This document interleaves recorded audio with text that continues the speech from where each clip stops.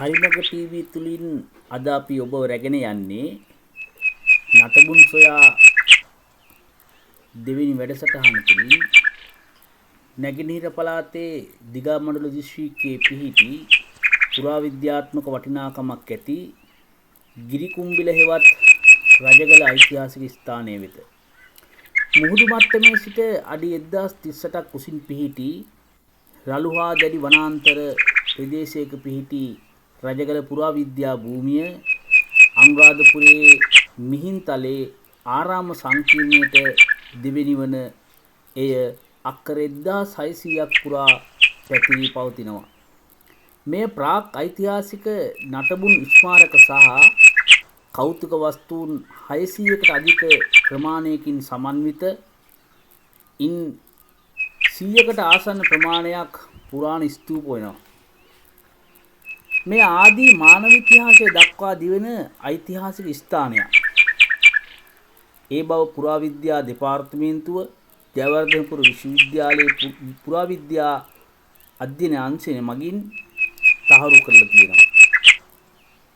මීට වසර 7000කට 8000කට අතර කාල පරාසයක් දක්වා මෙහි ඉතිහාසය දිව යන අතරම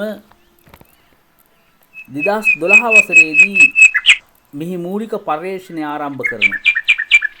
මේ දක්වා මෙහි පර්යේෂණ කටයුතු සිදු කරමින් පවතිනවා.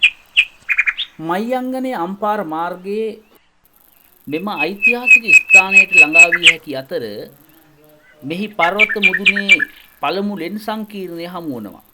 දැනට කරන ලද කැණීම් තුලින් දාගැබ් 26ක් ලෙන් සංකීර්ණ 150ක් පමණ මේ විට සොයාගෙන තිබෙනවා. මෙහි පිවිසුම් මාර්ග දෙකක් ඇති අතර ඒ පුරාණයේ සිට පැවති ගල් පඩි වලින් සමන්විත වෙනවා. මේ කිස්තුපුර 5 වෙනි 6 වෙනි සියවස්වලදී නිර්මාණය කරන්නට ඇතැයි අනුමාන කරනවා.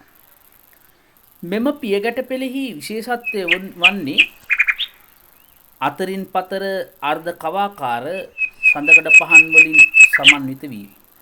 එමෙන්ම මෙම සඳකඩ පහන් තුල කිසිම කැටයමක් දැකිය නොහැකි අතර ශෛලමය පියගැට පෙළ පර්වතයේ මුදුන දක්වා දිව යනවා.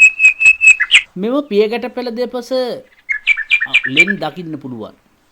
එම ලෙන් අතරින් චිත්‍ර ගුහාවට සුවිශේෂී තැනක් ලැබෙනවා. මේ පුරාවිද්‍යා ගවේෂණ වලට අනුව මෙම චිත්‍ර ක්‍රිස්තු පූර්ව 5 වෙනි 7 වෙනි සියවස් දක්වා දිය යනවා. මෙම පර්වතයේ මුදුනේ සිට වනාන්තරයේ දෙසට යෑමේදී සීත ගුහාව නම් ස්ථානයක් හමු වෙනවා.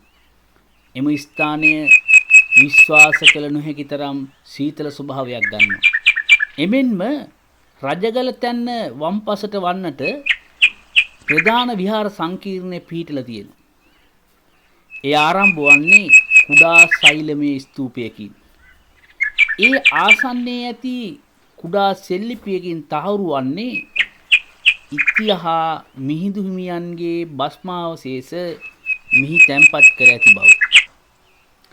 දැනට හමු ශිලා ලිපි වලින් පැරණිතම ශිලා ලිපිය ලෙසද මෙම ශිලා ලිපිය සැලකෙනවා. මේන් පහළට පැමිණීමේදී අපට හමු වන්නේ කුඩා ලෙනයි. ඒ කුඩ ලෙන ඉහළන ලද කුඩයක හැඩයක් ඇති බැවින් මේට කුඩ ලෙන යයි සඳහන් කරනවා. මේ ආසන්නයේ තවත් ලෙන් කිහිපයක්ම දැකිය හැකි වෙනවා. ඒවා මේ වෙනකොට සංරක්ෂණය කරමින් පවතින්නේ. විශේෂයෙන්ම සඳහන් කරන්න ඕන කුඩයක හැඩයක් ඇති කුඩලෙන එහි යටට ගියාම අපිට පේන්නට පුළුවන් දකින්නට ලැබෙන්නේ එය බිම්මලක ස්වරූපයක්. කුඩලෙන පසුකොට පහළට පිවිසෙනකොට කටාරම් සහිත චිත්‍ර ගුහාව හමු වෙනවා. මේ ක්‍රිස්තු පූර්ව 5 වන සියවසට අයත්යි සැලකෙනවා. ඒ ආසන්නයේම පොළොවට සමාන්තරව පැරණි ශිලා ලිපි හමු වෙනවා. ඊට සමීපව භික්ෂුන් වහන්සේලාගේ විනය කටයුතු සඳහා භාවිතා කරන ලද පොහොයගේ හෙවත් සීමා මාලකය දැක බලා ගන්න පුළුවන්. පොහොයකට ඉදිරියෙන් චත්තාගාරය නම් ගිලන් භික්ෂූන්ට ප්‍රතිකාර කරන ලද ස්ථානයක් අපට දැක බලා ගන්න පුළුවන්. මේ සුවිශේෂී ස්ථානයේ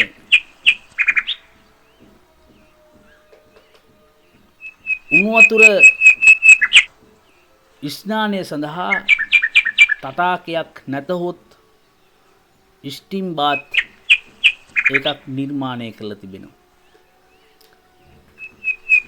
ඒ වගේම මෙහි ලිප්පේලියක්, ඒ වගේම බෙහෙත් තැඹුරුම් ගල්,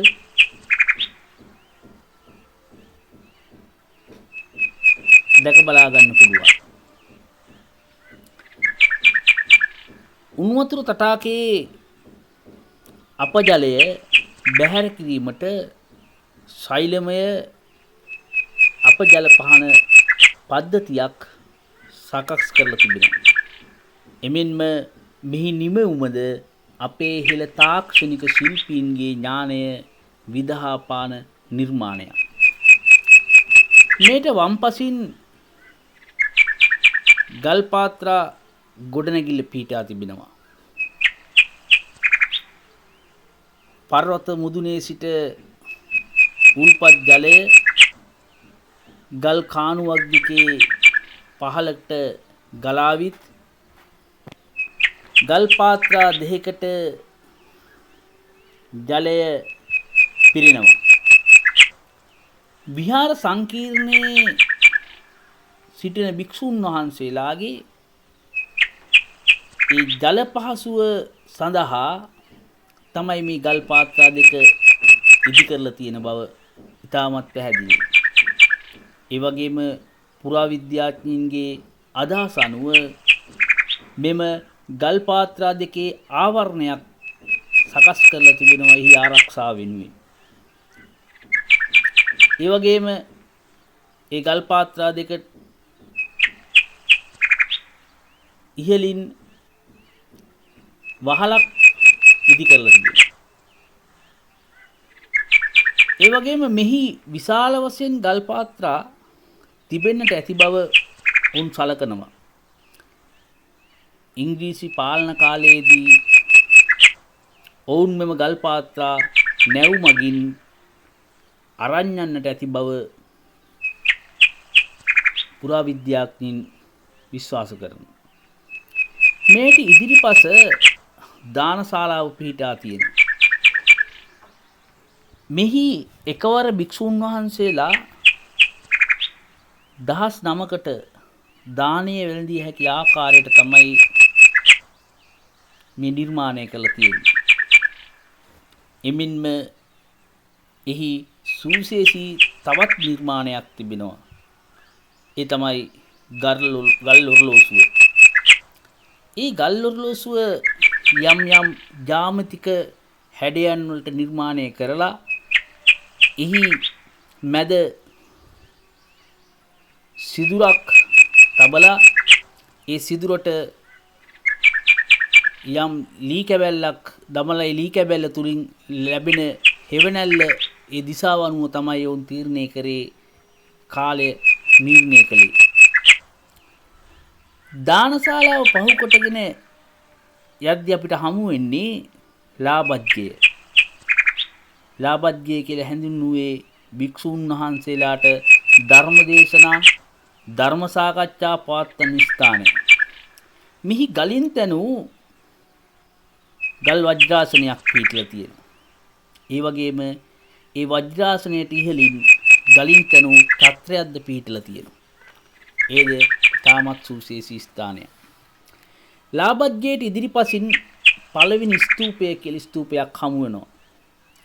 එහි සිව්කොන ශෛලමය මල් ආසන පිහිටලා තියෙනවා. ඒ වගේම දිසා 8ක සංකේතවත් කරමින් සිරිපතුරු ගල් වටේට තබා තිබෙනවා. මේ අතීත ලේඛනවල සඳහන් ආකාරයට බුදුරජාණන් වහන්සේ නැති අවස්ථාවන්හිදී උන්වහන්සේ වන්දනාමාන කිරීමට තබන්නට ඇතැයි විශ්වාස කරන්නට පුළුවන්. ඉන්පසු හමුවන ස්තූපයත් ඉතාමත් වැදගත්. එම ස්තූපය ඉහළින් ගලින් තැනූ චත්‍රයක් දැකිය හැකි වෙනවා. එමෙන්ම මෙම විහාර සංකීර්ණය පසු කාලීනව වරින් වර පිළිසකර කිරීම් වලට ලක් වෙච්ච බව ඉතිහාසය සඳහන් වෙනවා. ලජ්ජිතිස්ස, වලගම්බා, කූටකන්නතිස්ස, මහානාග, බුද්ධදාස, දෙවිනි මිහිඳු, පළවෙනි සේන යන රජවරුන්ගේ දායකත්වයෙන් ඒ සිදු කළ බව මූලාශ්‍ර වලින් තහවුරු වෙලා තියෙනවා. එමෙන්ම මෙම රජගල තැන්න භූමිය අතීතයේ ගිරි කුම්බිල නමින් හැඳින්වන්නට යෙදුනේ නිදා සිටි කිඹුලෙකුගේ රුවක්සේ ඈතට මේ දිස්සූ නිසාවෙන්. මෙම විහාර සංකීර්ණය තුළ අඩක් නිම කළ බුද්ධ ප්‍රතිමාවක් මෙන්ම සීත වනය දැක ගැනීමට පුළුවන්. තවමත් කැනීම් කරමින් පවතින විශාල විහාරාරාම විශාල සංඛ්‍යාවක් දැකගත හැකි අතර